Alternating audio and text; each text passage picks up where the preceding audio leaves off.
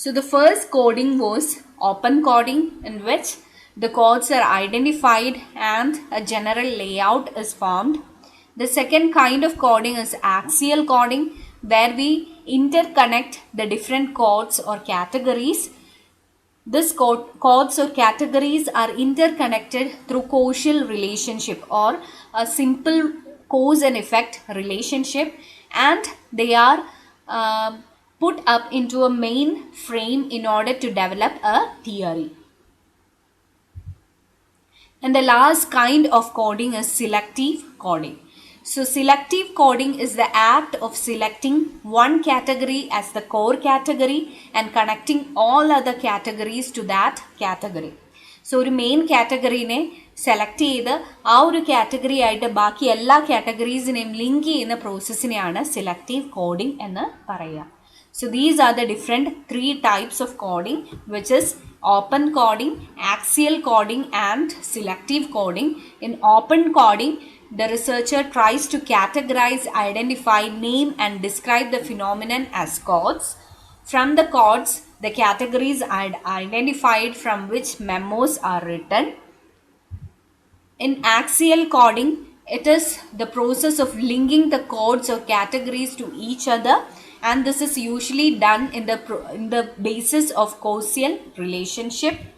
In selective coding, a core category is selected or the main category is selected, and all other categories are linked to the main category or the core category. Now coming to the different types of grounded theory. There are basically two types of grounded theory, which is substantive theory and formal theory. So substantive grounded theory, it is grounded in data on a substantive area such as postpartum depression. അല്ലെങ്കിൽ ഒരു simple ആയിട്ടുള്ള ഒരു specific ആസ്പെക്റ്റിൽ grounded ആയിട്ടുള്ള ഡേറ്റേനെയാണ് substantive theory എന്ന് പറയുക. So it is a grounded theory, or it is grounded in data on a substantive area such as postpartum depression. Coming to the second kind of grounded theory, which is formal theory. Formal theory എന്ന് പറയുമ്പോൾ ഒരു കുറച്ചുകൂടെ complicated ആയിട്ടുള്ള ഒരു substantive തിയറിനെയാണ് formal theory എന്ന് പറയുക. So it is a higher, more abstract level of theory from which a complicated substantive grounded theory study regarding a particular phenomenon. So a more complicated or a more abstract kind of grounded theory is known as formal theory. So these are the different two types of grounded theory, which is substantive theory as well as formal theory. In substantive theory, here a simple aspect or a simple phenomenon is studied upon, while in formal theory it is a more complicated kind of substantive theory. So this is all about grounded theory, where we learn about different social structure or social processes, and finally we come upon a theory. This theory will be grounded upon or grounded in the data which is collected, and that's why the specific name which is known as grounded theory.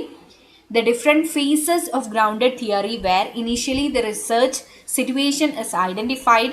From the research situation, the researcher will try to understand what is happening or how the players manage this particular research situation.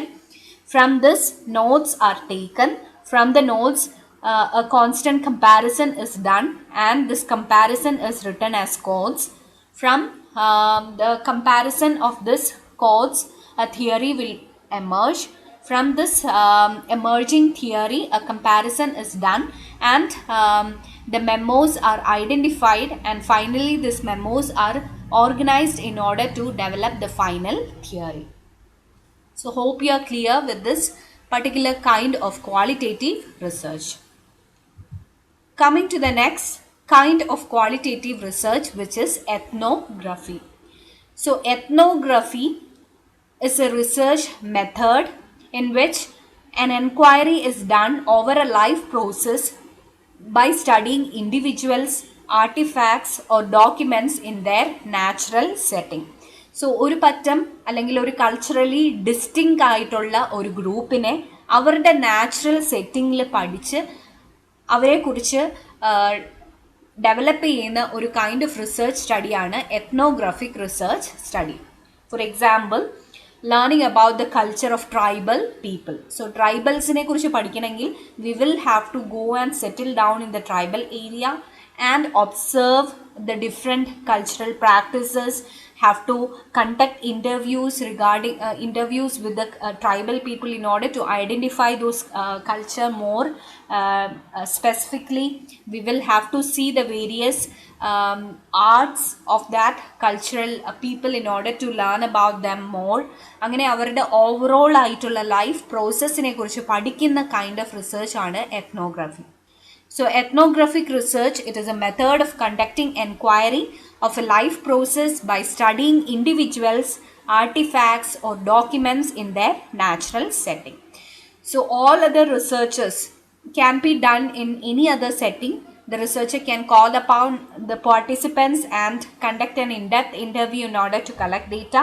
But ethnography is very different.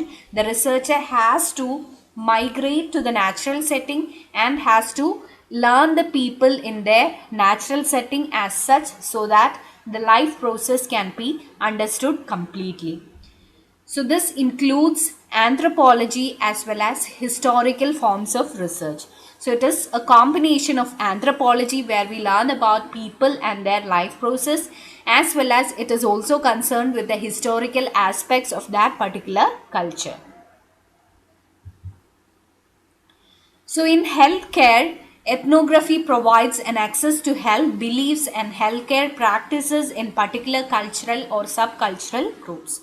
So as we know, there are different cultural groups and each cultural group has their own health practices. If we learn about ട്രൈബ്സിനെ കുറിച്ച് തന്നെ പറയുകയാണെങ്കിൽ, there are different cultural practices. അവർക്ക് അവരുടേതായ food അല്ലെങ്കിൽ അവരുടേതായ local medicines ഉണ്ടാവും, അല്ലെങ്കിൽ അവരുടേതായ കൾച്ചറൽ പ്രാക്ടീസസ് ഉണ്ടാവും which is related to health beliefs. So ഈ ഹെൽത്ത് ബിലീഫ്സിനെയൊക്കെ അണ്ടർസ്റ്റാൻഡ് ചെയ്ത് ആ ഒരു കൾച്ചറൽ ഗ്രൂപ്പിനെ അവരുടെ ഹെൽത്ത് കെയർ പ്രാക്ടീസസ് ഐഡൻറ്റിഫൈ ചെയ്യാനായിട്ടാണ് എത്നോഗ്രഫി ഹെൽത്ത് കെയർ റിസർച്ചിൽ ഉപയോഗിക്കുന്നത്. So in healthcare research, ethnography provides an access to the health beliefs as well as the healthcare practices in a particular cultural or subcultural group. Ethnographic inquiry facilitates the understanding about cultural behavior and practices affecting the health of people. So whenever ethnographic research is done in healthcare research, we will be able to identify the various cultural beliefs or cultural practices that may affect the health of the people, both positive as well as negative cultural behaviors that may affect the health of the people. Coming to the various characteristics of ethnography, the first thing is that ethnographers, they learn about the cultural groups in which they are interested through extensive field work. നമ്മൾ നേരത്തെ പറഞ്ഞ പോലെ തന്നെ എത്നോഗ്രാഫേഴ്സ് ചെയ്യുക എന്ന് വെച്ചിട്ടുണ്ടെങ്കിൽ they will have to learn people in their natural setting. So extensive field work has to be conducted by the researcher.